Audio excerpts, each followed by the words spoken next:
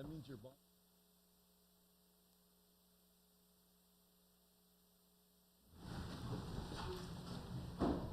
Pledge allegiance to the flag of the United States of America and to the republic for which it stands, one nation, under God, indivisible, with liberty and justice for all. Thank you. Welcome to the, what's today, September 12th? Workshop of the Philipstown Town Board. So, you want to start with the agenda? I'm sorry, Tara. I don't want to steal your thunder. Yeah, first on the agenda is a discussion with representatives from Hudson Highlands Reserve regarding the possibility of the town accepting the HHR conservation easement. So this is uncharted grounds for the town of Philipstown to accept an easement, to monitor an easement like this, but we have researched it quite a bit, and we have Max here this evening to, Max is our Natural Resources Officer, and he would be the one doing the actual inspections for the town of Philipstown. He's more than qualified to do them. I've actually done a couple of them with Hudson Highland Land Trust for other ones within the town, so I've walked the property, so I am familiar with it. I am fully confident in Max's ability to monitor this one. So Max, if you'd like to just come up and just explain what your role will be in this and the amount of time and hours that you think you'll be utilizing. Thanks, John. Yeah, I don't want to get too far ahead, I guess, but I think I've had some discussions with you and Steve regarding hours committed to this particular project. And like you said, it is kind of uncharted territory for the town. I believe, based on our discussions, I think that cumulatively we would do 48 hours over the year on the ground easement monitoring activities related to the on the ground type monitoring of properties and how it would impact potentially the easement arrangement that the town has before it. I think some items may be left open that I would hope the board could discuss tonight, particularly regarding the monitoring of the water quality of the pond on the property. And I think that I spoke with both you and Steve regarding kind of my assessment on what those costs might be incurred on the applicant on an annual basis, so that we could keep track of any potential impacts to the water quality on the property of the pond that will be surrounded by the development of the parcels proposed in the proposed Hudson Highlands Reserve plan. So that may be an additional cost that might not be or might not have been discussed completely, but maybe we could talk about here tonight with the applicant, in addition to kind of that baseline documentation that we would be maintaining on an annual basis to comply with the easement, the easement itself. Okay. Yeah. So the total area is 168 acres that we're looking to be, that would be in the easement. So based on that, you're looking at about 40 to 50 hours per year to go out and inspect, document, and register. As far as the quality of the lake, which is obviously the healthy, an evaluation of the health of the community and the area, whether the septics are working, the stormwater system is working. If you could just explain what that would entail. Yeah, so I think those costs would be for an annual limnological report that would look at taking water samples from static locations within the lake, developing an annual monitoring report that would show potential increases in nutrient loading, or basically giving you a sense of where the lake is on an annual basis, whether it's becoming more eutrophied, it's static, or the conditions of the lake are basically at a baseline. It would be really within the town's best interest to make sure that the water quality is kept track of, essentially, because we would like to avoid things like harmful algal blooms due to nutrient loading from a shared septic system, potentially, if it did fail. And essentially these limnological reports would show nutrients, increases in aquatic vegetation, the status of the lake, and they would give us a sense of management goals potentially for the homeowners association to maintain the water quality in the best possible state. And it is shown as part of the conserved land, so that would be a big factor that would be left out if we were not going to include that. And it does filter into Clove Creek, which Yep. is our aquifer. Yeah, yeah. Okay, does anybody have any questions for Max? I just, a couple things. Is there gonna be a baseline to start with, and how's that established? And when, if we were to start this, when would it come and, when would the process start? Because obviously, you know, we're not gonna see any houses up there for probably a year or so, maybe even 2 years. I don't really know the timeline on that. So I just wanna make sure that we have a baseline to start with, so that we can understand where we started with, and then as the years go along, how things got affected from year 1 to year 2, 3, 4, and on forth. Exactly. And then one other thing I'd like to add to this is that I think we should have the ability to reassess this $8,000 every 2 or 3 years, because, you know, things get expensive, right? I mean, things change. You know, you have a little bit of inflation right now, 2.3%, whatever it is now, but, you know, as time goes on, things increase.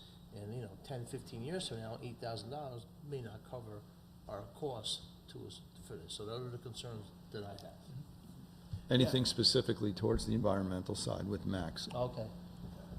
The only thing was the baseline day for that. I want to just, I don't want to speak for the applicant, but I believe you guys did at one point do a preliminary lake assessment during this whole process. So it would be something similar to that. And we're required to do another one all during construction.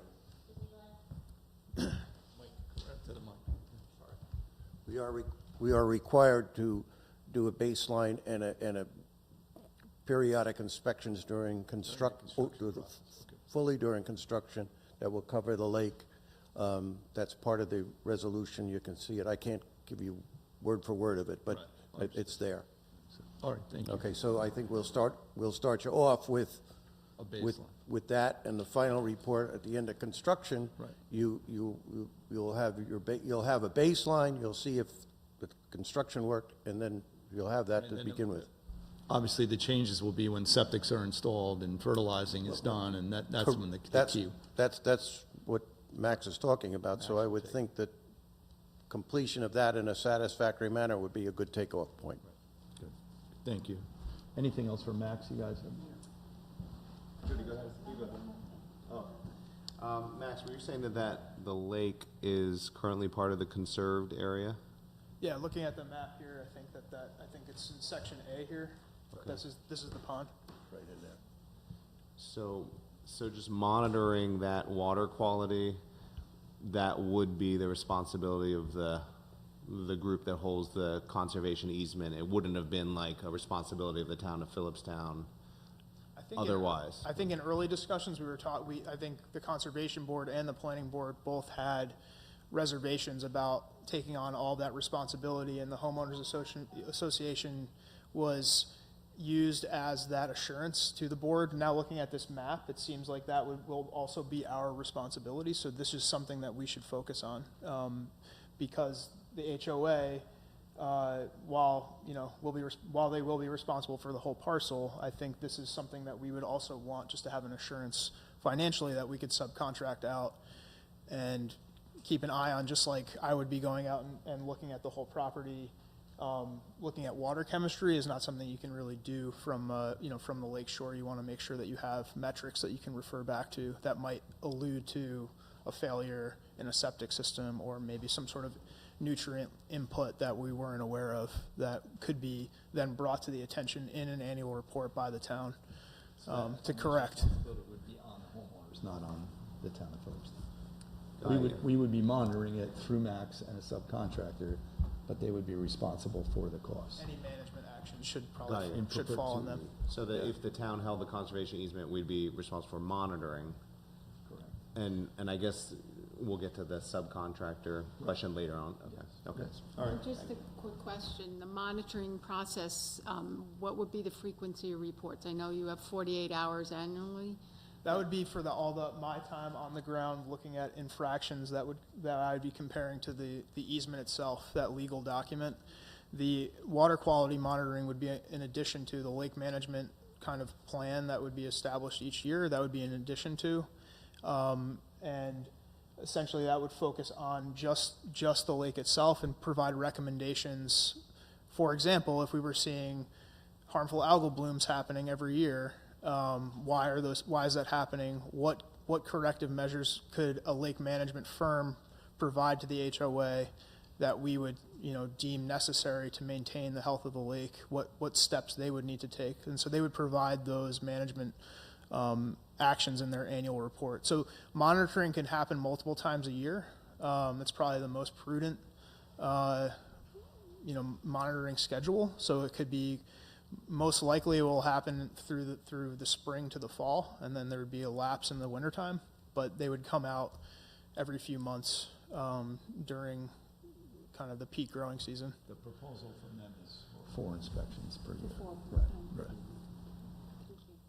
So, for example, when something came up, hopefully it never does, but if something needs to be mitigated for some reason or another, chemicals need to be used or whatever needs to be happen at the time, they would be responsible for any additional costs at that point. The homeowners association. Yeah. I think that report would give us a solid, document to stand on to say these are the actions you need to take to correct this measure. And then I guess we would at that point come up with a timeline on when we'd like to see those changes to the best possible, route. Yes, sir. Yes. Good evening, Supervisor Van Tassel, members of the town board. I'm Judd Siebert. I'm an attorney with Keenan Bean, represent the applicant.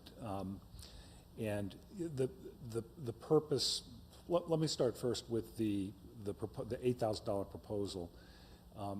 Never task an attorney with coming up with what needs to be done with regard to monitoring.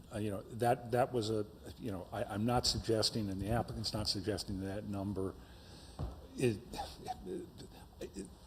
justification for it was thinking in terms of hours for max, but certainly there are going to be functions, testing, things that need to be done as part of that process. We're not trying to say they shouldn't be or we shouldn't pay for them.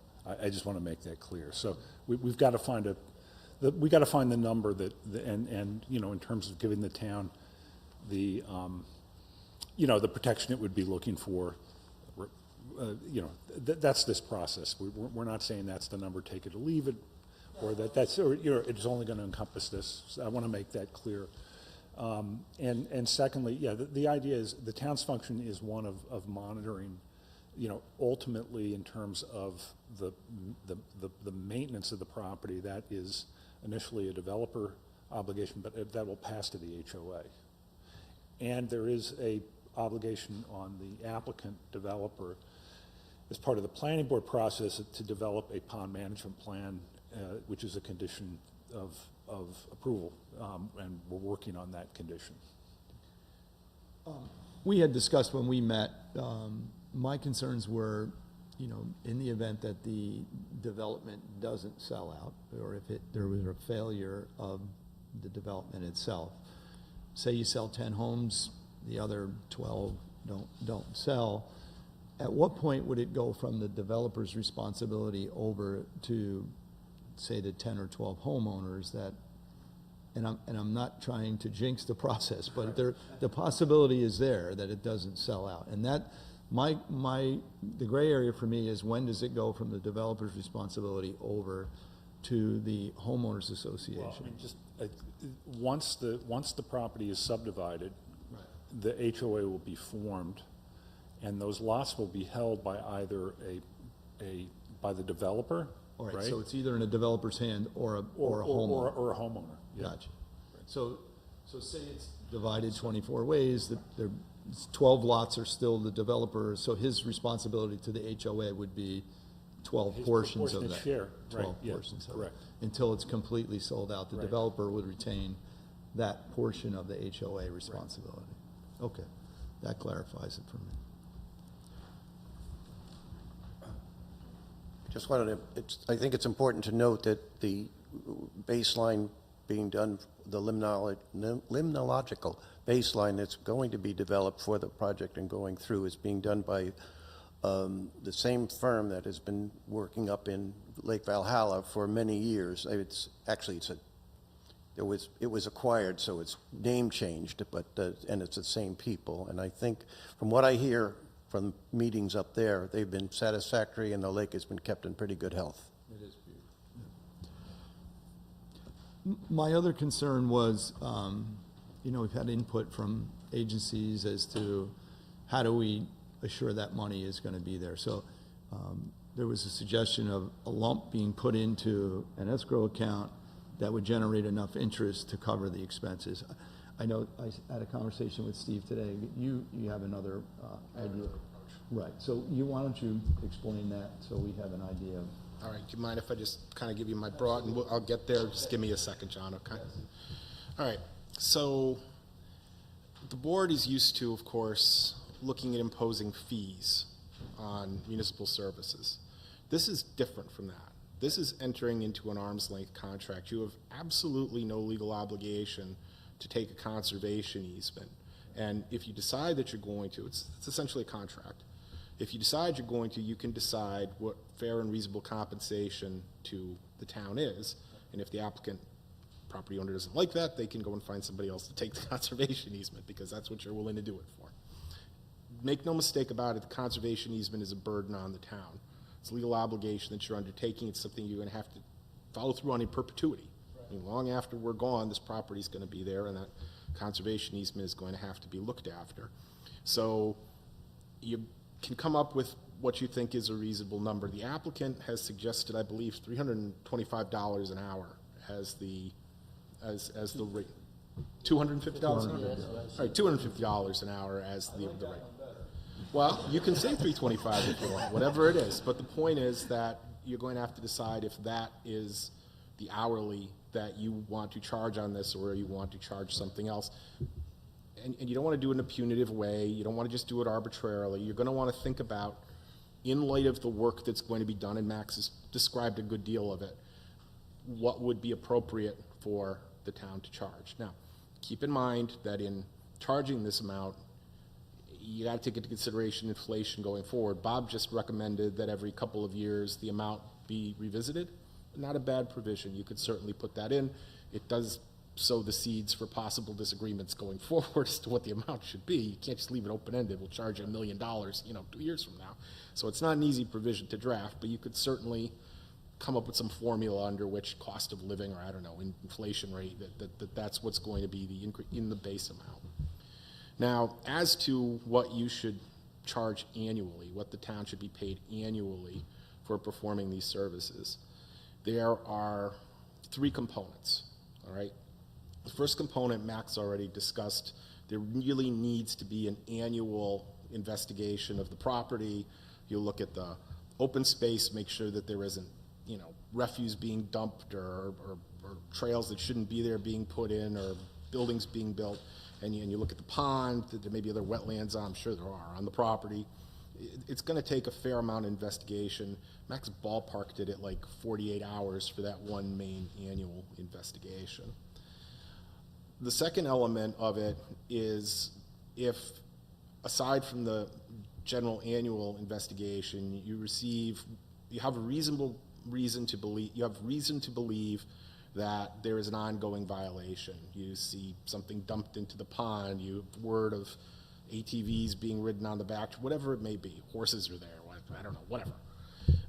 You're going to need to conduct another investigation. It doesn't need to be the entire property, but it will have to be targeted toward whatever the alleged violation is, and that's going to cost you money. You're going to have somebody go out and investigate it, and that may be, or it may not happen at all, of course, but if it does happen, it's going to be a cost in excess of that baseline that you have to begin with.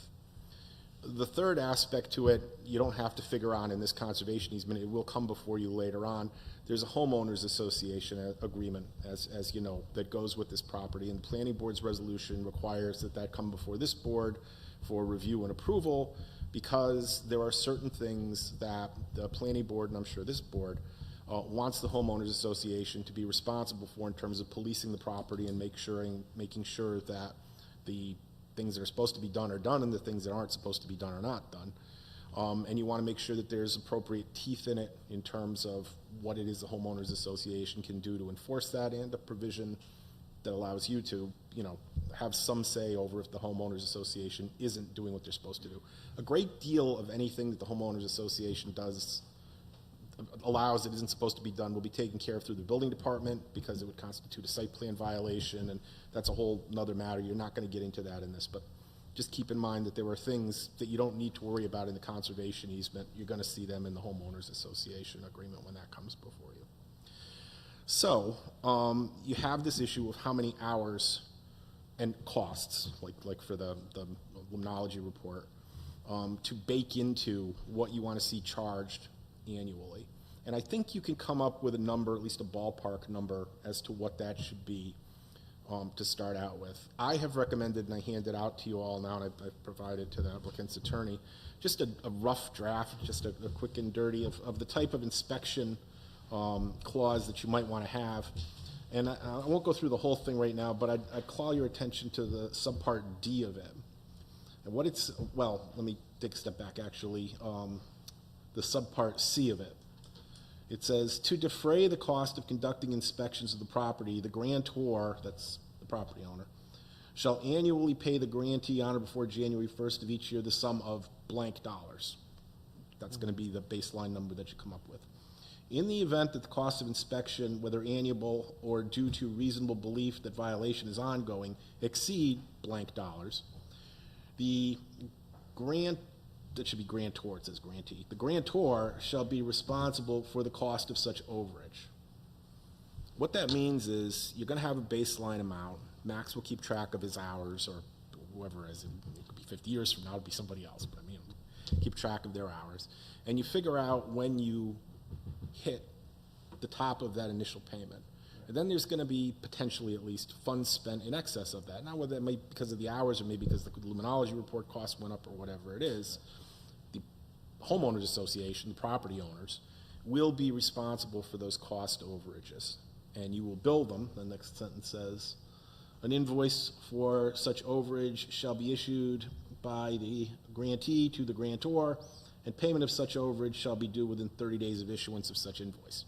Not sure that 30 days is an appropriate timeline there, but the point is a bill gets sent out and they're obligated to pay it.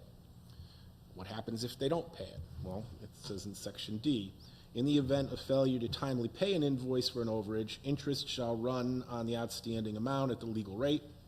Further, in the event of failure to timely pay an invoice for an overage, the town, in addition to any other remedies available at law or equity, may levy and collect the outstanding amount in the same manner as provided in Article 15 of the town law for the levy and collection of a special ad valorem levy on the property. In other words, just like if somebody doesn't pay you for taking down a dangerous tree or a dangerous building, you can levy the amount against the properties on their tax bill, and the county will pay you and take a tax lien against it, and if they still don't pay, then the county will foreclose on the property, and one way or another the money is going to get paid for the overage. So I think if you do it that way, you don't have to worry about having a large deposit with the interest being in escrow and the interest being subject to pay it. You take in annual payments, and if it turns out that there's more, you issue a bill. It seems to me to satisfy all your requirements on that. Now, it needs some fine-tuning, don't get me wrong, but that's just the general idea. I've got a question related to that. Sure.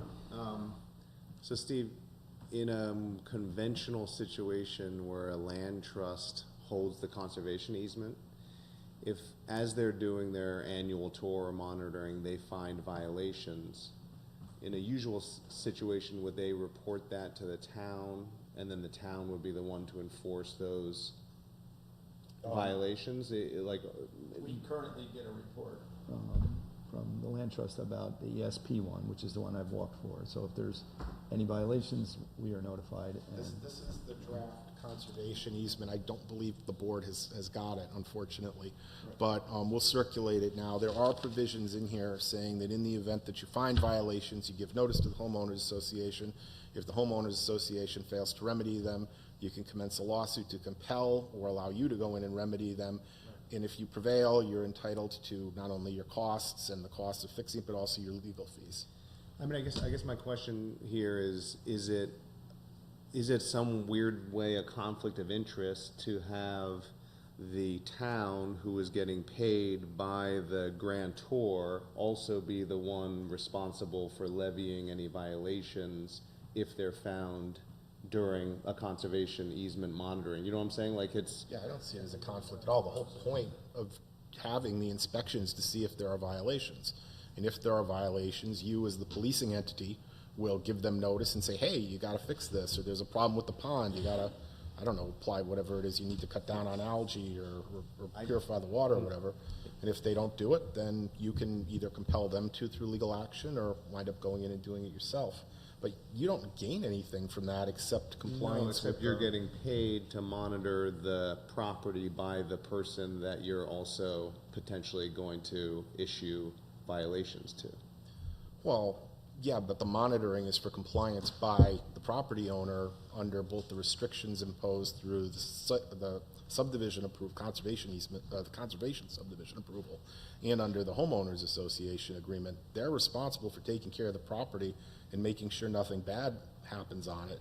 And you're kind of just overseeing that they do what they're supposed to do. Currently with the ESP inspection, Yeah. the land trust goes out and does the inspection. We get a report whether they're compliant or they're not compliant. Yeah.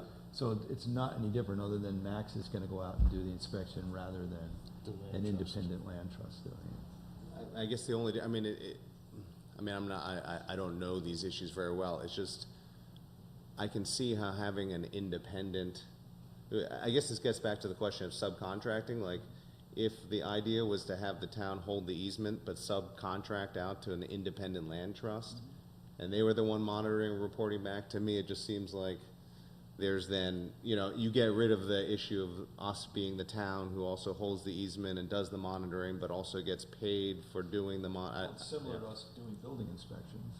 It's the same scenario, basically. We do building inspections as well, and we monitor it and issue it. Yeah, I Yeah. think that's a good Yeah, comparison, John. that's a and good, control it. yeah, that's a good point. And if there's a violation, we issue the violation. Do a stop work order or whatever. Mm-hmm. it happens to be. And the homeowner or the property owner is responsible for remedying it.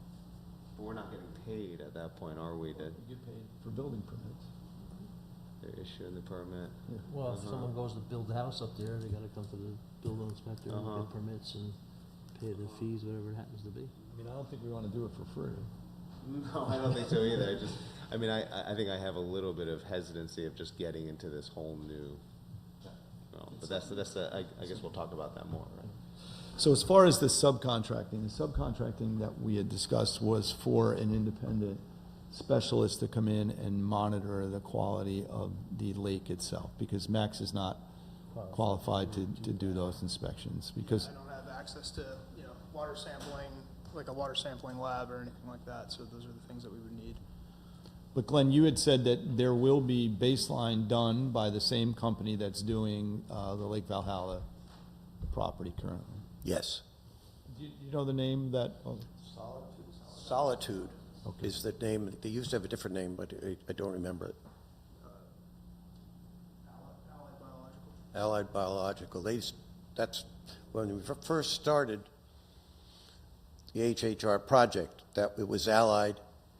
And then in the intervening time, when we needed to bring it up for the report that's due for final approval, they were acquired, but basically the same people are there. gotcha. I've worked with them for over 10 years too, so I have a familiarity with their staff, and everything that they've done outside of my role with the town has been fine, so, yeah. So, and you're estimating the cost to do that between, what was it? I would say it would be safe to say if we're looking at inflation, we could say, the high end would be $6,000, probably between, there is a range. On the size of the. Yeah, and depending on what we want them to look at and how many times they come out.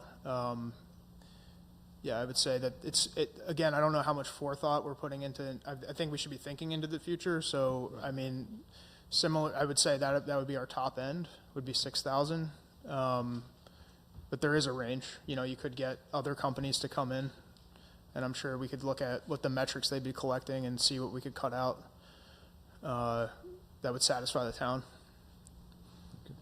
So this $6,000 would be up and above the $8,000 that we're gonna Yeah. get. Well, the 8,000 is proposed, Right, but yeah, I know, max, I'm and just that's saying. at 32 hours, and you're Right. thinking more like 48 hours. Yeah, I would say it's probably about a week and a day's worth of work total, onto, multiple visits, writing reports, collecting photos, organizing that all, providing that to the building department, making sure we're not being punitive for sure. Any of that,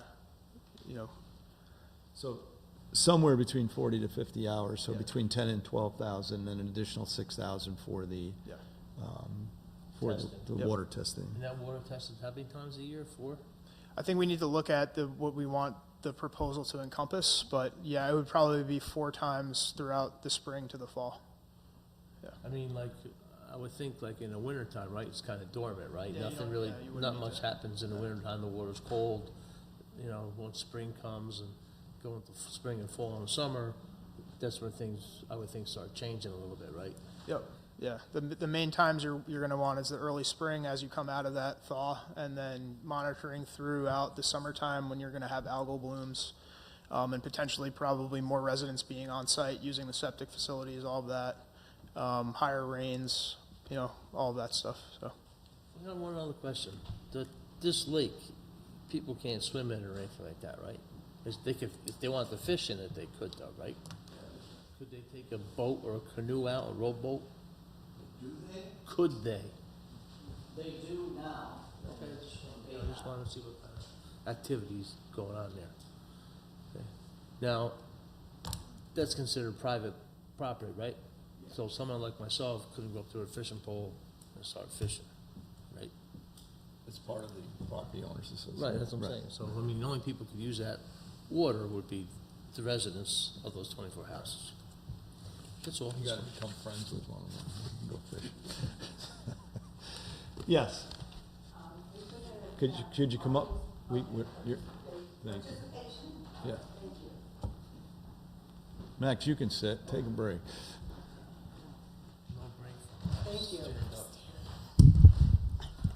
Good evening. My name is Susan Ansbach. I know some of you.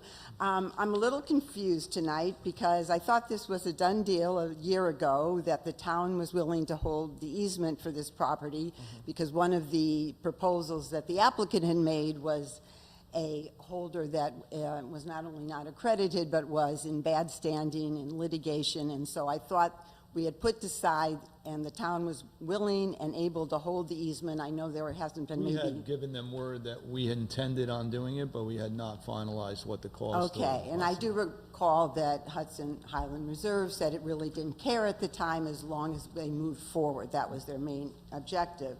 And tonight, listening to some of the discussion, it seems putting aside, hoping that the town agrees to hold the easement, which I think was it was the support of the community that wrote many letters to the town. It seems to be a discussion about how the easement's going to be funded and how the holder will not be left holding the bag, so to speak, for costs that weren't anticipated. I'm an attorney, but not an environmental attorney, but it's my understanding that most of these easements are funded upfront, as Mr. Van Tassel suggested, with an amount of money that then acts like an endowment, so that every year there is money available to pay the costs of monitoring, and that nobody on a yearly basis or a monthly basis or a 6-month basis has to come and ask for money. It's needless to say, one can anticipate, as some of you have, that after a year or two, if it's being funded yearly or monthly, there may be a shortage. There may not be money available. It sounds to me like it may end up in litigation because the homeowners don't have money, the applicant has run out of money. So it's my understanding that the stewardship fund, which I'm not sure is the exact name, but the stewardship fund is funded upfront, becomes like an endowment, so it's available on a yearly basis, and you don't have to go back to the homeowners or the grantor to seek money that all of a sudden is not available. So I would hope the board would focus on that type of an arrangement and not a piecemeal arrangement, which I hear being discussed tonight. I wouldn't consider it a piecemeal. There is a solution if we don't get paid, and that was my concern.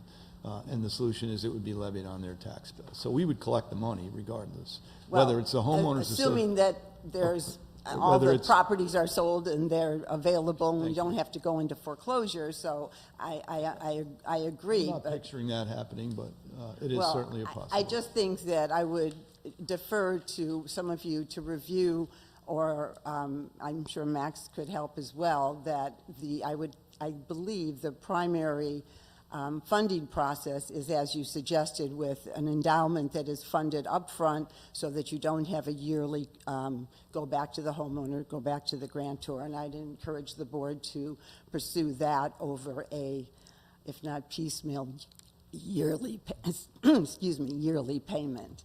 And I appreciate all the time you are devoting to this, so thank you. So I think, if I think what I'm saying is they should put some money in some type of investment thing that's gonna generate $8,000 a year. Is that kind of what you're looking for? Well, yes, it's my understanding the most easement holders upfront require, I think it's called a stewardship and defense funding arrangement, where there's money put in that then acts like an endowment, kind of what you have, cemeteries have trust funds where they get money so that they are able to maintain property. Since this is in perpetuity, you want to obviously have enough money up front so that if the property isn't sold, or you need more money and the grantor's nowhere to be found, you have an endowment, so to speak, that at least guarantees a certain amount of money per year. So I believe that is the more preferred way to fund these, for the holder of the easement to encourage this type of funding as opposed to a yearly amount. I'm sure there could be arrangements for contracts to specify what you anticipate the hours to be, and Factor what amount of money would generate that, and that would be a variable based on interest right, rates as well. exactly. So you can I think this, in my opinion, this is just as secure, knowing that it could be levied on their taxes if the homeowners association doesn't. I just see litigation when you talk about whether there's money there to be had, yes, for an individual homeowner, but for a large piece of property. Either way would produce work for the town. I mean, we hold escrow accounts currently, so there is monitoring of those escrow accounts. There is the paperwork end of it on that end as well. I would And it suggest- would also tie up a ton of money by the developer as well, so. Yeah. That is certainly another way. I don't know about preferred way, but it depends on who's preferring it. It is another way that you can approach this, and you would get a large sum of money. You'd have to estimate how much would generate the appropriate amount, not only for this year, but going forward. You could, of course, work in a provision for overages like I have, but it needs to be deposited somewhere and monitored and dispersed annually in regard to, the payments that are made. The town is not going to want to do that. You could have the applicant give you dual proposals and say, look, if we were to do this, here's the third-party trustee holder of the funds that we would nominate, the fiduciary, who we will deposit X number of dollars with, and that Fidelity, I don't know, pick one of the other large investment houses, will hold the funds, and they will distribute to you every year X dollars as the amount that you can draw on the funds. Maybe it makes more sense for them than annual payments, but you could certainly ask the applicant to put together a proposal for that and a proposal for this, and then decide what you like better. Is that something you're interested in exploring, or No, we would prefer to have an annual fee? itemized if there is,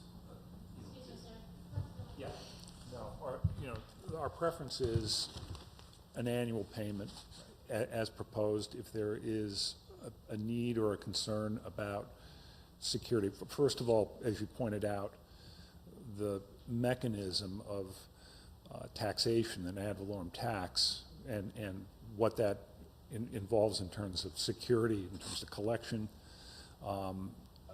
we feel the town's fully protected.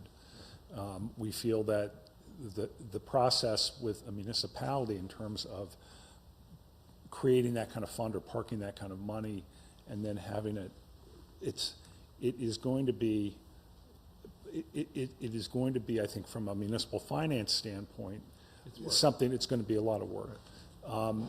And if there is concern about security in terms of, if we want to talk about establishing some form of, an escrow or a security fund certainly that's something we can talk about to give you, just additional, security or protection. Right, like a couple of years worth of. Yeah. Right, right. Can I ask a question, John or Steve? I mean, I don't know, the town's not a land trust, so if you were a land trust, is that how it usually works, that the land trust holds the conservation easement and they ask for some sort of a stewardship and defense fund? Is that They don't convention? have the ability to tax is the difference. If they don't get the money, they gotta sue, and there may not be anybody to get the money from. You, on the other hand, have the ability to tax. If you don't get paid, it gets levied against the property, you're gonna get your money, the county's going to foreclose on the property and will certainly get its money back, given the extent of the property that's there. And that will happen over and over and over again if the new owner doesn't pay. Same thing, you'll levy it on the property again for the next year, the county will take tax lien and sell it again. So, I mean, one way or another, you're gonna get your money. There's a difference between a conservation easement that goes to a town and. The town has utilized that avenue before. We have, But you might want to see what it would look like if you did it the other way too, and then, I mean, there's no harm in having them explore it and tell you. Hey, Steve, and one question here. In this inspection part D, it says legal rate. Now, if there's any attorney fees that are associated with doing this, they should be covered as well. Would that They are. They are, okay. Just want to make sure. Yeah, no, we don't unfortunately have the conservation easement. Let me get a copy of it out to you, and you could take a look at the terms. They're pretty standard as far as that goes, and that is one of them. So, I would suggest that we obviously table, we're not at a position to make a decision this evening, but you need a decision prior to next week's planning board? meeting. You'd like to see, you like that. We'd like to see it. Right. We've submitted our application for final approval. There are, as we indicated in our submission to the planning board, there are conditions attached to the preliminary approval that remain open, and remain open because, for example, we're still working with outside agencies that we have no control over. In terms of getting those approvals, there's still, for example, the stormwater pollution prevention plan. We're still working with Ron, Glenn, that is. So,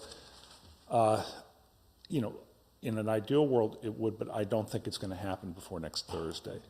So, There is the continuity of our attorney. He will be, he understands what, And you'll be at the planning board meeting. I will, but this condition, having a conservation easement in place, absolutely will not happen before next Thursday. it's not going to happen before next Thursday. So, but we want to advance this. We don't look. So we will discuss it as a board. We'll get back to you. Okay. In the very near future. And as in addition, and I don't know if it will inform that discussion. I don't think it will, but perhaps it will. As Steve mentioned, the HOA documentation needs to run kind of the review process before the planning board, and if I'm not mistaken, I think the planning board is going to be referring that formally to the town board for review, meaning you're going to get, more paper than the conservation easement, the HOA. So you can get sort of the fuller picture in terms of what, where the responsibilities lie and what the HOA, the developer and then the HOA will be taking on in terms of the actual maintenance of the, And I think a key part of this is that it's 24 nice homes, and the people are going to be their own stewards. Well, the open space area is an amenity for those who will be living within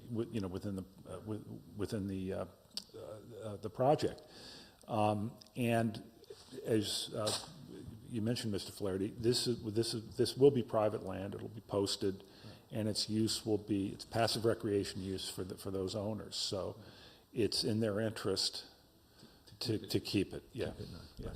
It's not. We have some other situations where there's a lot of commercial pressure, neighbors storing. This is a different situation in my eyes than that. Yeah, I think given what's proposed, the number of homes, the property, what we envision in terms of the those who will be acquiring these properties, I think, obviously there'll be, you know, an incentive or a desire to keep this land, you know, in you know, a conservation condition. So the only current easement we have today is ESP, is that correct? No, Is there other? No, there are others. I don't know off the top of that one I know specifically because I've Right, walked yeah, it I was myself. there, I did it last year with them, so. But that's commercial versus residential as That's well, which is commercial a up big against difference. a conservation easement, so, yeah.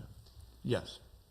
If I could just add one thing Sure. to it. I would hope that, I would encourage the board to consider the in perpetuity funding, as I call it, where you have the lump sum. I think some of the administrative costs in a yearly contract situation are going to be way more than you're anticipating. And I'd be happy to provide any resources, since you're on a short timetable in terms of doing some research on this, because I think you'll find that most of the easement holders are not yearly. They're upfront with an endowment that funds they come up with the amount that they need, the hours, everything you're discussing about what's going to be involved, but then they come up with an amount that's upfront and earns money, and they don't go back to the homeowners or to the grantor on Right, a but yearly. the attorney has explained the difference. We have the ability to levy their tax. Yeah, I understand. I think there's more administrative costs in going that route than perhaps are being shared tonight. And I disagree. I'll defer, of course, to your attorney, but I'm suggesting you at least consider both, and I'd be happy to provide additional information within the next week if that's the time period you're looking at. So thank you. There's no rush on this. If you want to provide it later, the board's not going to act. Next week is the planning board meeting. They're going to go back and probably ask for an extension of time on it. They have other open conditions they have to resolve. But this board's not rushing to act on this. They're going to make sure the conservation easement is done correctly. It's up to the board whether they're interested in looking at the alternative or not, though. So. Okay, well, I will undertake to provide some, it may not be definitive, but some information on that, on other arrangements. So thank you. Thank you.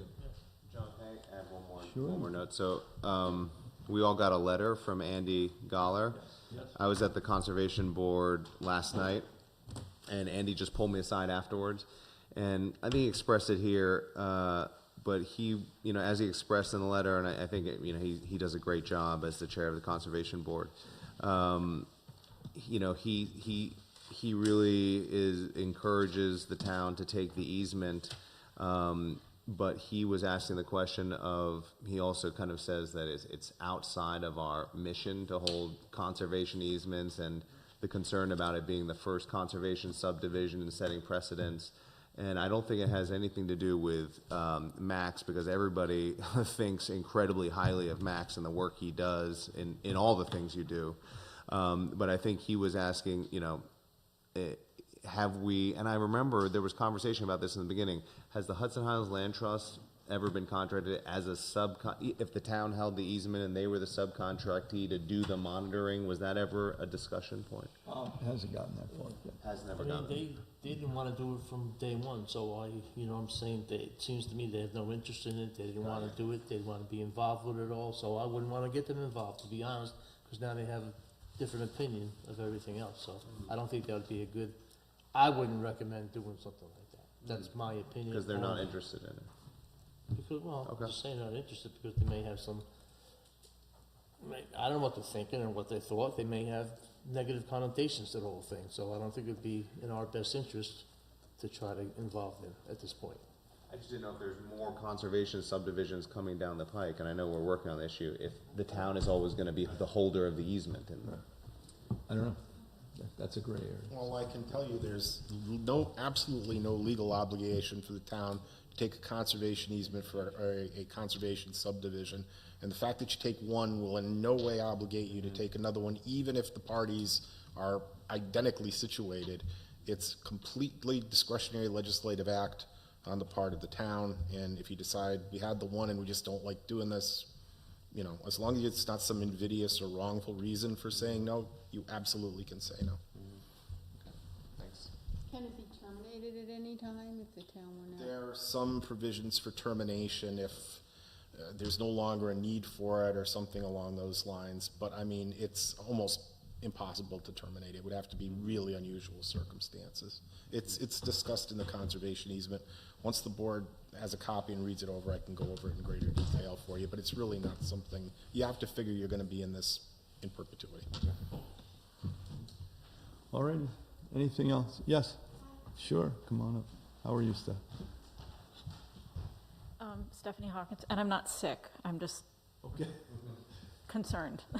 So, Stephanie Hawkins, I live at 39 East Mountain Road, and I was interested to see that the town, I sort of popped up and I got the alert, thank you, Tara, and I can't hear a word you're saying. oh no, really? I'm so sorry. Oh There you shoot. go. Sorry. Okay. Sorry, guys. All right. Is it only me? Sorry. Okay. Thank you for the alert. I came because it was posted. I got the little email. And I haven't been monitoring this closely or following it, so I was interested to see that the town was discussing accepting this easement, this conservation easement. And I remember several years ago attending a meeting where Hudson Highland Land Trust did come to, I think, one of the planning board meetings. And one of the reasons that Michelle Smith, the director at the time, gave for it wasn't that they weren't interested in being connected with it or had negative connotations. I do remember her saying that once the homeowners association sort of became a thing and multiple homeowners and parcel owners became active on these individual parcels, that it just became a more labor-intensive and a more administratively burdensome and more expensive in time and money enterprise to hold the easement. And that's why HHLT, or one of the reasons why they weren't interested, that they decided to decline, because it was going to be burdensome financially and in terms of and labor.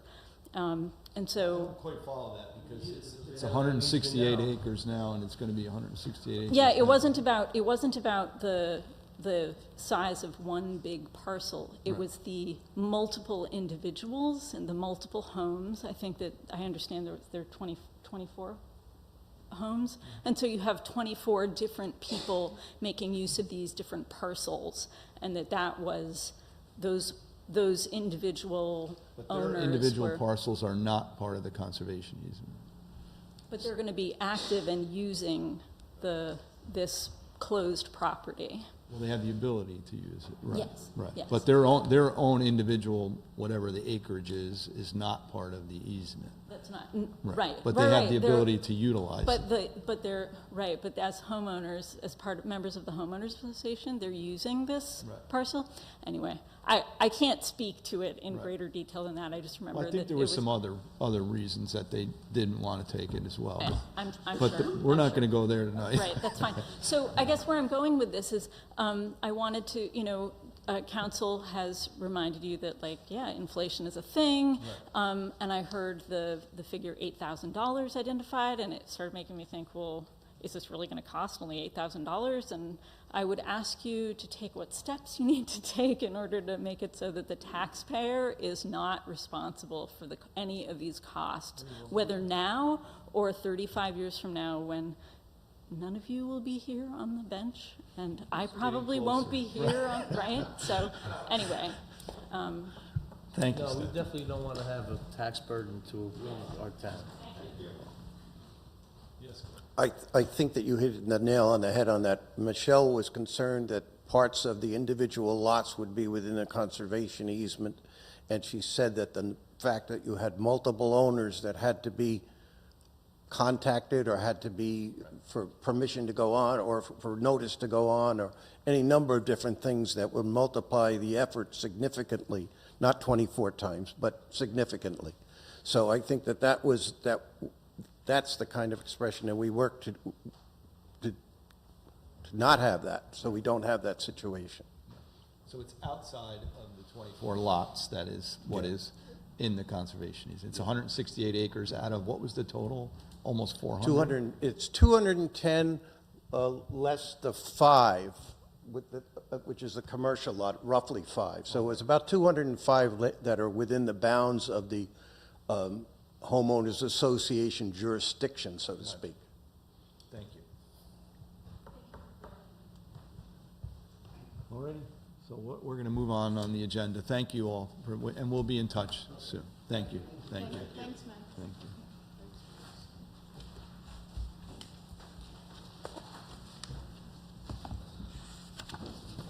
The Haldane Food, thank you, Max, appreciate it.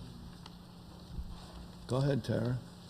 Next is a discussion regarding the continuation of the Haldane Food Scrap program.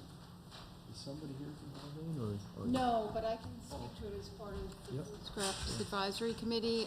Karen Urkel couldn't be here, but she did hear from Haldane Middle School, and we're delighted that they would like to continue their pilot Okay, through June of 2025. So, so next year. Yeah. yes, beginning this September and continuing through next June. It had an. School year. It's a school year, yes. Yeah, perfect. And And they. it's no cost to the town? No folks? cost to the town, they will be buying the supplies. Previously, they had asked to, we were thinking about they could borrow some of the supplies, but they want to pay for everything, so that would work out. There will be drop-off at Lane Gate on Saturdays? By then. By them, by the school. Sounds like an easy deal for the town. It does, and I think, you know, it's almost. It's a wonderful It's a program. wonderful initiative, and they've taken the initiative, the student, you know, that Jason introduced us to, Did you and see the it pictures just. we got today? I'm just like, check your email, go see the picture. But I think Steve said we can vote, like, Right, what you'd do is you'd make a motion to extend the Haldane Food Scrap pilot program on the terms originally approved until, I believe you said it was December or September? What's the, through June of 2025? through June of 2025. Yes, So from that would be the September. motion, yeah. So moved. Second. Second. All in favor? Aye. And I vote aye. Okay, we have packets that we had on Thursday night. I spoke to the town attorney about our procurement policy, and we did need to seek another estimate. I did reach out to another electrical firm, and they were not interested in bidding it. So Steve, that would cover our procurement. That would cover your procurement program. Okay. I will give you some background. Andrew Padala had spent a number of hours on site helping with Ron and with Cody from Semco designing the system. He's also, if you look at the actual generators, as well as DNS, the pump and supply company are doing the controls. We're buying them directly from them with no markup. So it's at cost with both of those agencies. So I would really like to stop buying any water. So if we could go ahead and improve this. Andrew has got plans to get Central Hudson there to get. We need to put another electrical connection directly from 9D right over to the wellhead. The controls will be there. Actually, I'm sorry, the generator will be there. The controls will be back at the Treatment plant. At the treatment plant. So everything will be controlled in one central location. It will also replace the controls that were burned. We had a tree come down. Was it last winter? The tree came down, took a wire down, and it sent a power surge into the treatment center. Andrew sent a guy there that day. They Kind of bypassed Yeah, they the kind controls. of jerry-rigged it so it would work. It is providing the pumps power, but it's a manual circulation rather than an automated circulation. So this will, the new system will, actually the new well will be our primary source, and then we'll have a backup and a tertiary well. So, and it will cycle them as they produce water. So So is the total cost 33,000? Is that no, the inclusive? 33 is strictly the Just for that Padala piece. Electric. There's And another then the 6 other or two, whatever. it's all in the It's all in packet there, if you yeah. look. So the other two, that's in addition to. It's in addition to, and they're coming vendor direct. So Direct, right yeah. from The the parts, basically. Right, and well, the generator is a unit, Right, obviously, yeah. so it's all in the packet, so if you review it. So could I get a motion to approve the, authorizing the supervisor to sign a proposal from Padala Electric for installation of electrical work in the amount of $33,000 for the Garrison Landing Water District? So moved. Second, Second? all in favor? Aye. And I vote aye. So would it be two? Three. There's Do you want me to three. do the next Sure, two? why don't, yeah. So the next is a resolution accepting and authorizing the supervisor to sign the proposal from Gentech LTD for generator equipment in the amount of $6,375 in relation to the Garrison Landing Water District implementation of well number 8 project. And just to clarify, this money is all coming from the sales tax sharing, which was approved in the IMA from Putnam County. So can I get a motion for the generator? So moved. Second. Second. All in favor? Aye. And I vote aye. And then there is the resolution accepting and authorizing the supervisor to sign the proposal from D&S Pump and Supply Company, Inc. for a well pump control system in the amount of $20,969 in relation to the Garrison Landing Water District implementation of well number 8 project. Okay, can I get a motion to approve the pump control system? So moved. Second. Second. All in favor? Aye. And I vote aye. And I believe that's it. Thank you, folks. Motion, please. One step closer to having water. Somebody? I make a motion to adjourn. Motion to. Somebody second? Second. Thank you. Aye.